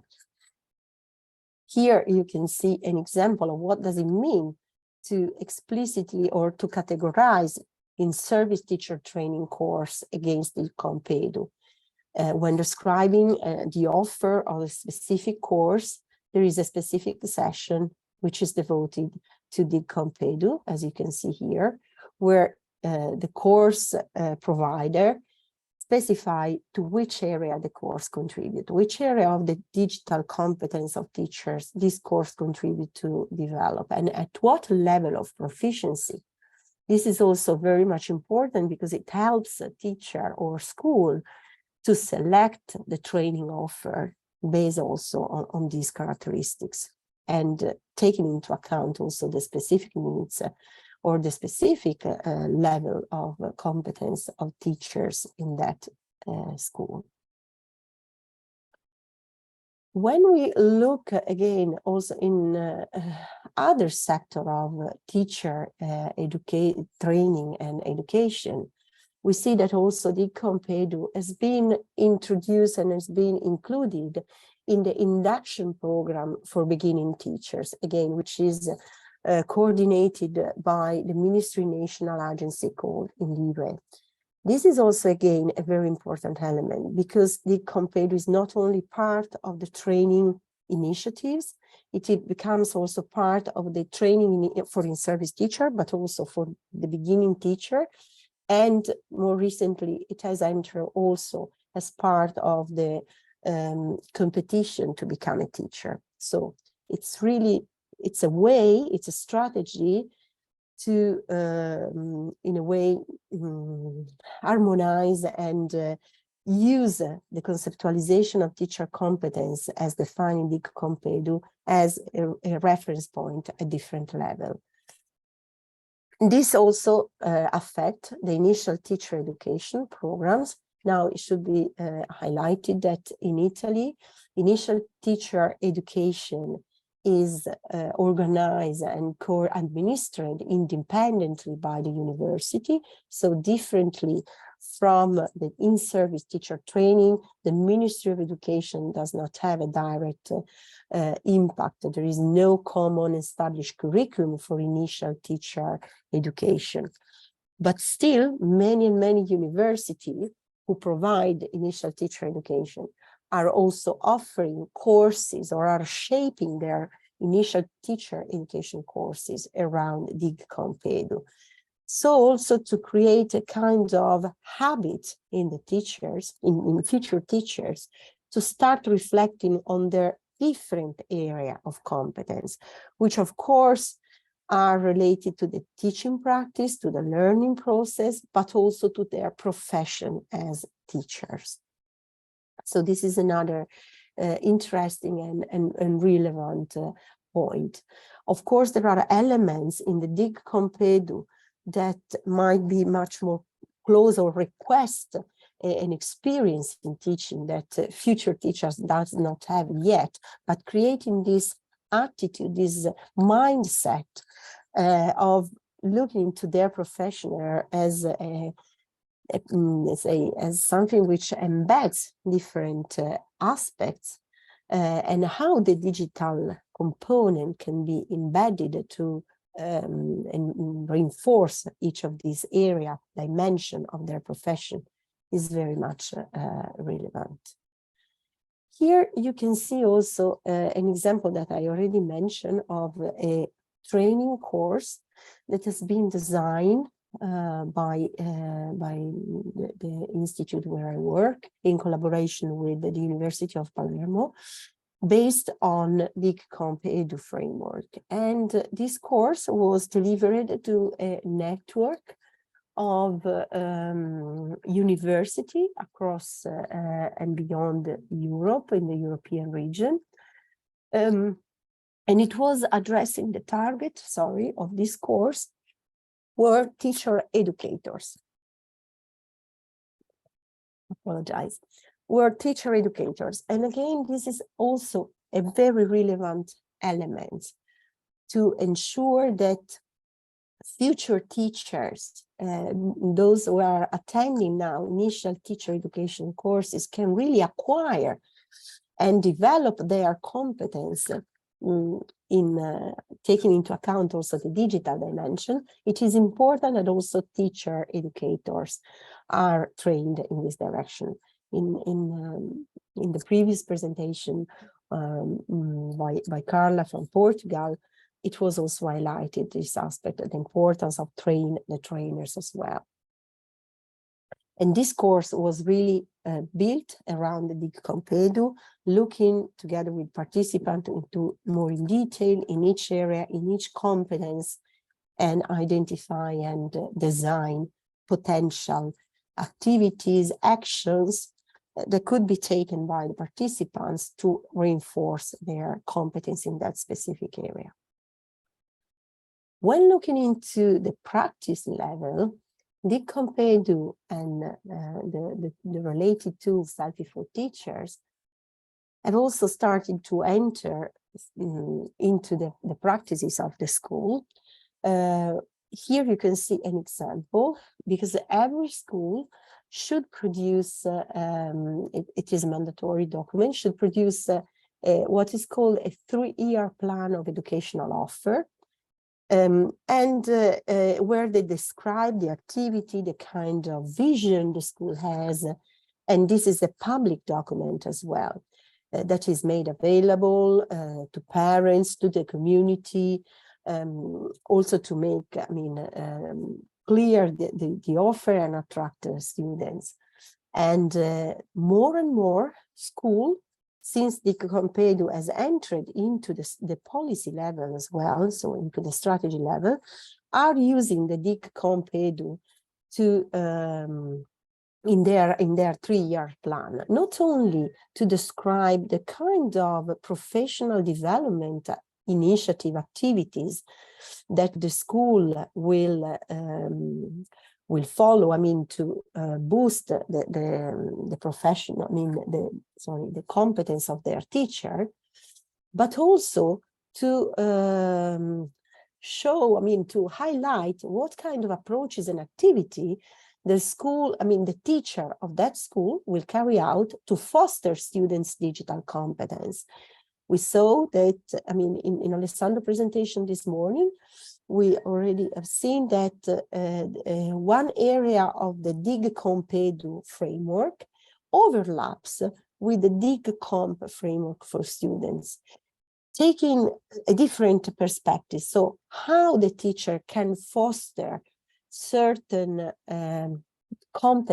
digital competence of the students, what kind of activity the teacher can propose, what kind of strategy, approaches. And this kind of elements is not only used to train the teacher or to prompt their reflection on that. Some schools are using this kind of framework, this kind of description also to present the action that they are going to propose in their school. Another element, another way in which schools, are taking advantage of the DigCompEdu and this Selfie for Teacher tool is to identify the teacher's training needs in that specific school community, to guide and inform the school choice of training initiative. This is also another relevant element. Because, if we look back into 5 or 6 years ago, each school in Italy had the opportunity and, of course, the funding to improve the teacher competence by, identifying specific courses. So the teacher were identifying courses, and the school was also funding their participation to this course. But it was done mainly at individual level. There was not something systemic, more organized. Having this organization of the teacher digital competence as it is proposed in DigCompEdu, and having also a reflection tool, a self-reflection tool that the teachers and also the group of teachers can use to identify their strengths, but also their weaknesses, allow school to be much more aware of the kind of choice for the teacher training. So if it in a certain school, it emerged the need to strengthen the teacher's digital competence. Let's imagine in the area of assessment, for instance, following this self-reflection through Selfie for Teacher and the DigCompEdu framework, then it becomes much more easy for them, to invest on that and also identify, as we saw before, all the options in terms of training courses that are available for that specific competence, for that specific proficiency level. So the DigCompEdu is also used in school to not only identify the training need, but also to make an informed choice of teacher training initiatives. At individual level, teachers within school are using particularly the Selfie for Teachers tool, of course, to self-reflect on their strengths and weaknesses in terms of digital competence, but also to plan future activities for their professional learning. So beyond teaching, in the area of, for instance, professional collaboration, in the area of learning about technology and learning through technology. And interestingly, it is emerging also a new way of using this, this framework and this tool to support the creation of group of interest. When within one school, teachers are all taking their self-reflection based on DigCompEdu, and they identify areas which they have in common in terms of strength or in terms of weaknesses. They start creating group of interest inside the school around the specific item of the Selfie for Teacher tool, or around specific area of the DigCompEdu, to share their experience, their practice. So, for instance, how digital technology can be used to innovate the assessment process. If there are practices inside the school that are, supported, used by one or two teachers, it is an opportunity to start sharing and creating this group of interest, and start co-designing also activity for students which are inspired by the Selfie for Teacher. Here you can see an example which is taken from the Selfie for Teacher tool. And as you can see, the way in which the elements of the DigCompEdu framework are formulated in this self-reflection tool allow not only the individual teacher to self-reflect on their own competence in that specific area, but also it prompts, let's say, potential future activities. For instance, the opportunity to support other colleagues in my school and reflect together on ethical aspects or strategies to manage for data management within online learning environment. Teachers reported in the piloting of this Selfie for Teacher tool that even by reading these items, it was a way for them not only to reflect if they had already or not acquired this competence, but also what kind of activity I could do around these aspects. We mentioned early in the previous slide the fact that also the Selfie for Teacher tool based on DigCompEdu allows to create reflections at group level. And again, this is what has prompted the starting of this group of interest, because having the opportunity for a group of teachers inside the same school to share in an anonymous and safe way the results from their self-reflection and identify area, for instance, where this group of teachers have strength, an area where they need to improve, not only reinforce the community sense among the teacher, but also prompts new activity and new point of sharing. And I really move to the final slide. This is the last point, that is related to some actions that are taken to support the localization and boost the uptake of DigCompEdu and Selfie for Teacher tool into the Italian context. As you can see, I mean, the institute where I work has created this portal, a dedicated portal for DigCompEdu and Selfie for Teacher. And in this portal, there are a lot of materials available, localized material in terms of infographics, which try to explain and vehiculate to school and teacher the rationale behind the DigCompEdu and the tool, providing also a guide for teachers, how they can, register on the portal, even though it is a very easy process, but I mean, still there might be someone who needs some support, videos which shows other aspects of these two elements, and also sharing the teachers' voices and their experience in using DigCompEdu and Selfie for Teachers. And here you can see, I mean, a very brief overview of all these supporting and localized material that we are creating and sharing to boost the uptake.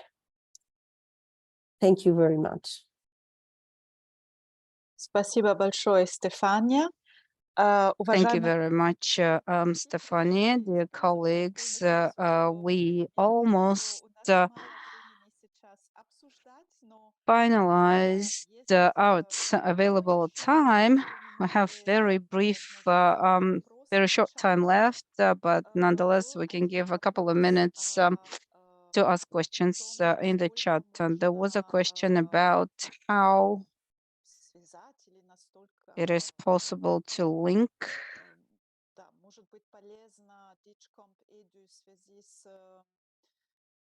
So how useful DigCompEdu and selfie with the European standards of higher education.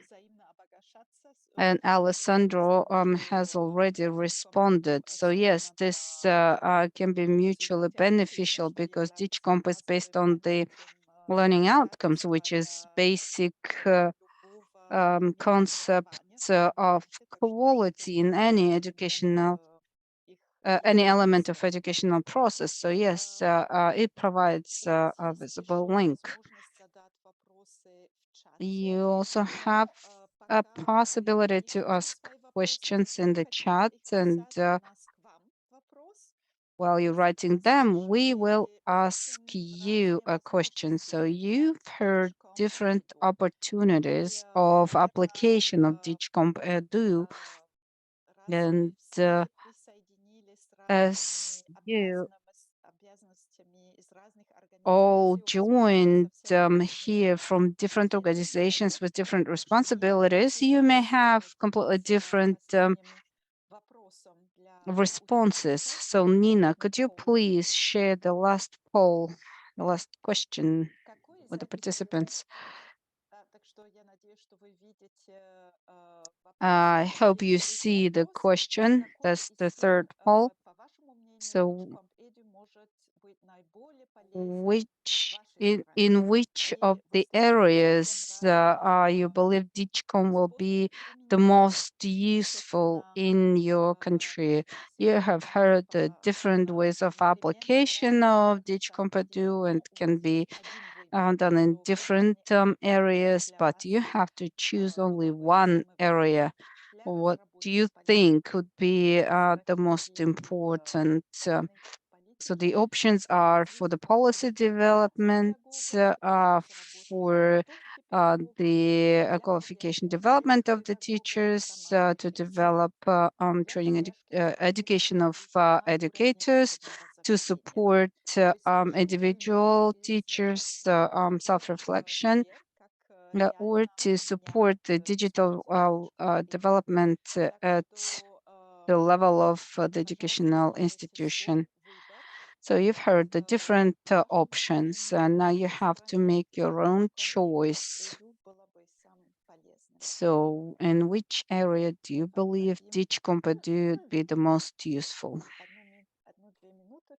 So I'll give you a couple of minutes to provide the answers.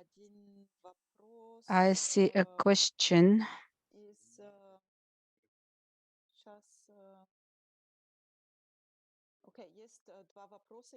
Okay, two questions. One question with regard to the assessment and one question from Tajikistan. What were the challenges and difficulties that you faced during the implementation of project? Well, remember that when we talk about different projects, these are the projects at national levels. There are many things happening simultaneously. So I don't think there will be one single answer to that question, but hopefully each of the speakers will be able to maybe talk about the difficulties, but only speak for 1 minute. So we talk about different projects, so maybe you decide. you have encountered as a big challenge in using DigCompEdu? Any of the different applications you can think of, the one that comes to your mind immediately? And also Stefania. Perhaps Stefania, you took the mic, please. No, very quickly, the first thing that I thought was about the trust, building the trust, the fact that, I mean, this is a tool which only, I mean, is meant for the teacher and the school, and it's meant just to prompt this kind of reflection. It's not, I mean, providing a benchmarking is a way to start this reflection process, and also each teacher needs to really adapt the results in the sense to what is their vision of pedagogy, what is their vision of teaching, what is the area where they teach, etc. But I think it's a very useful tool to orientate their practice and their learning, professional learning path. Thank you, Stefania. Spasiba, Stefania. Carla, from your point of view, your experience, one specific challenge. Well, as mentioned before, the major challenge in all this process is to make the digital a routine in classroom.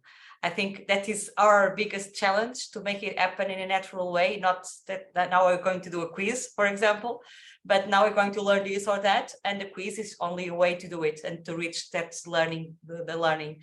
But I couldn't agree more with Stefania, because when the teachers answer the check-in tool, they get a report, and they had a report at the end, and that report gave them guidelines for them to develop themselves in which way they could do more in with the digital in classroom. So I think DigCompEdu, it's a way for us and for the teachers to see the different ways of development of use of digital in the classroom, and in this sense, it's like a lighthouse. Like a lighthouse for the development of the digital in schools and in classroom. So that's what I have to say. Спасибо большое, Carla. Thank you very much, Carla. So, dear colleagues, Nina, could you please show the poll results? So, most importantly, from your point of view, is for the continuous professional development of the teachers and for the development of trainer. So these are the two main areas where you see the direct application of DigCompEdu. Thank you very much. 1 minute.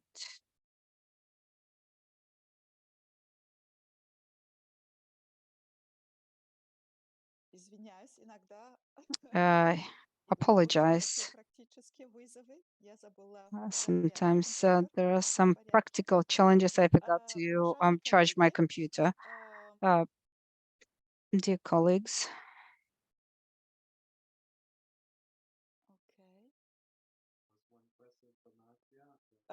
На один вопрос, который был задан от Аси, Алессандро тоже уже ответил в чате, но может быть... One of the questions that was asked, Alessandra already gave the answer to this question, but Yes. maybe you can share it with everybody.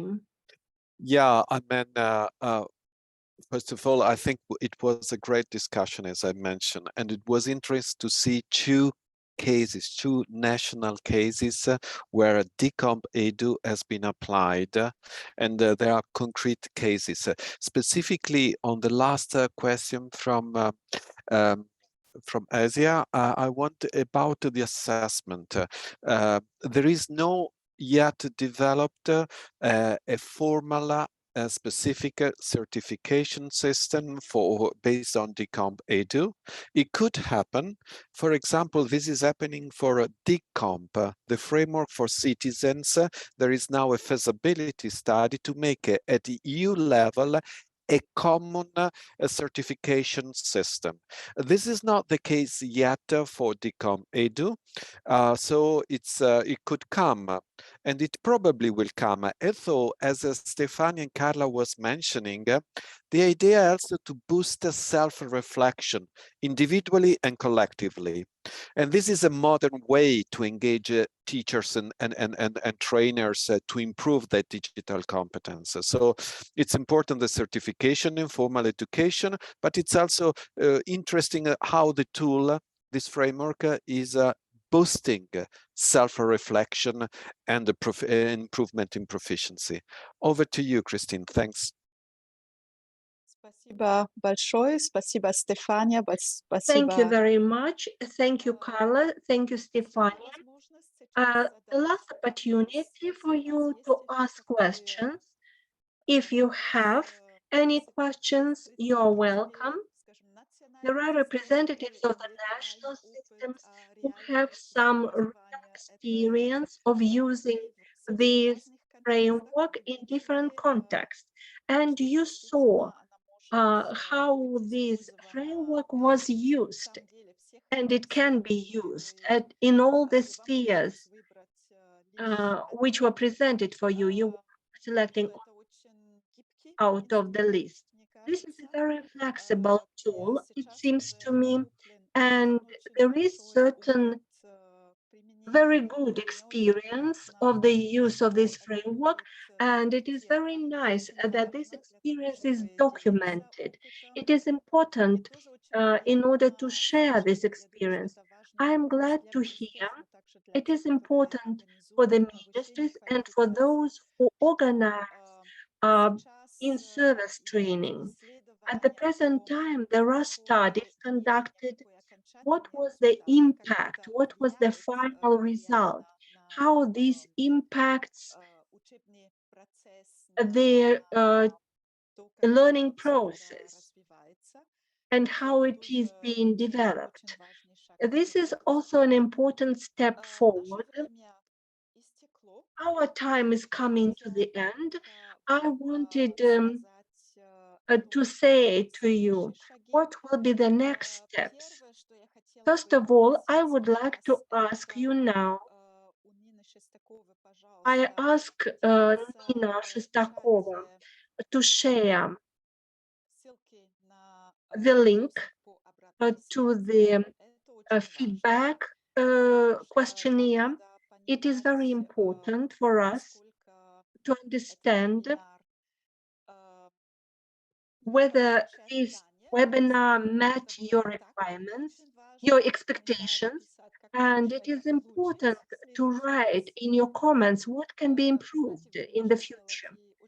And there can be some positive suggestions, what you want to see in the future, if you have some ideas how to organize this kind of sessions in the future. So Nina can share the link now, and you can use the link. It will take 2 or 3 minutes to answer the questions, to give you feedback. You can do it now while I'm speaking to you, while I'm closing the session. You can do this. I wanted to say, we were very glad. I'm very thankful to our colleagues from Italy and from Portugal that they found the time to share their experience. As usual, something is theory, but the main value is in the practical implementation. And it was important to share how it works in practice and what were challenges and what are different approaches. I was surprised how it works in different spheres and how it can be useful in different spheres. Thank you, Stefania Baconi. Thank you, Carla Lorenzo. Thank you, Alessandra. I see Alessandra every day.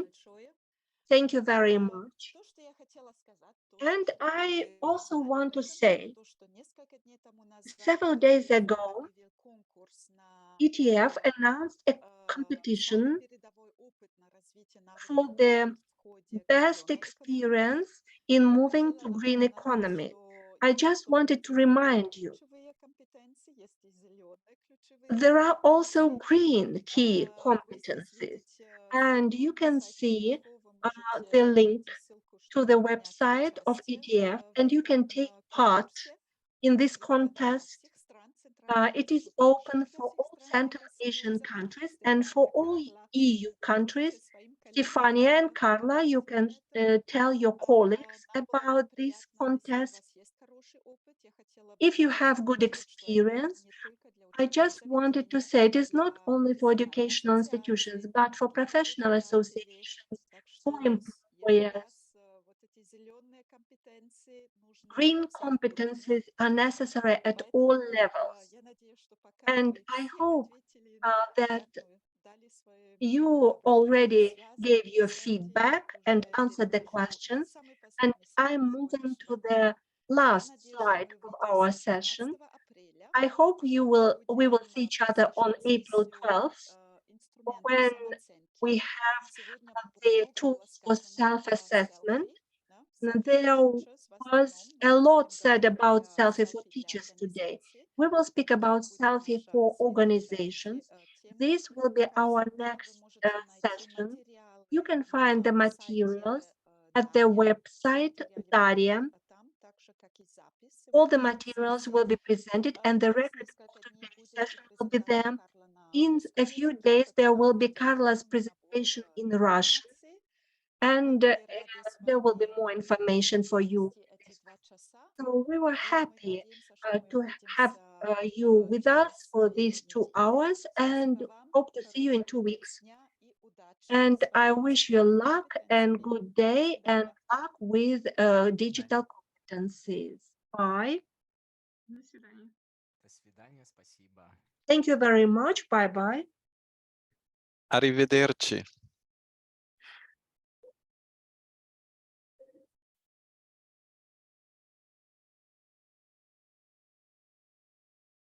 Bye-bye.